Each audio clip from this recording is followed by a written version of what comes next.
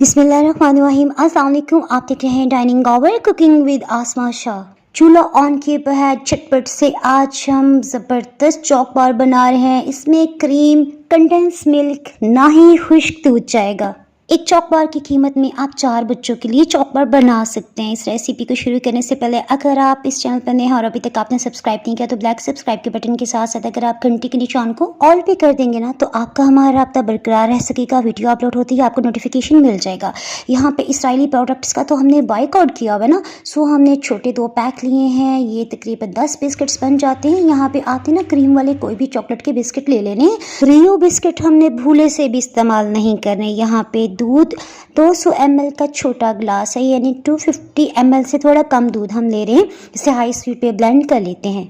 अगर आपके पास कुल्फ़ी मोल्ड नहीं है तो कोई बात नहीं है, आप डिस्पोजेबल गिलास या फिर छोटे वाले जो कप होते हैं ना चाय के, उसमें भी इसे फिल करके ना इसमें आइसक्रीम स्टिक लगा दें और कवर करते हुए 8 से 10 घंटे या फिर पूरी रात के लिए ना फ्रीज़र में रख दें, क्योंकि गर्मी बहुत ज़्यादा है ना, तो खूब अच्छी तरह से इसे जम जाना चाहिए। इन बिस्किट्स में पहले से क्रीम फिल होती है ना सैंडविच बिस्किट्स में, तो आपको एक्स्ट्रा क्रीम का पैक लेने की भी ज़रूरत नहीं होगी और इसमें क्रिस्टल्स बिल्कुल भी नहीं बनेंगे। कुल्फ़ी को डी मोल्ड करने के लिए इन मोल्ड्स में से निकालने के लिए थोड़ा सा पानी में हमने डिप कर लिया।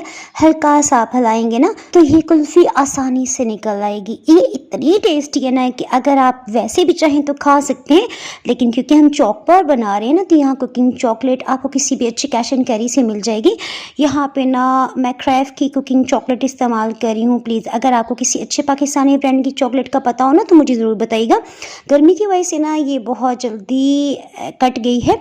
आप इसे चंद सेकंड्स के लिए माइक्रोवेव में भी रखेंगे ना तो ये मेल्ट हो जाएगी।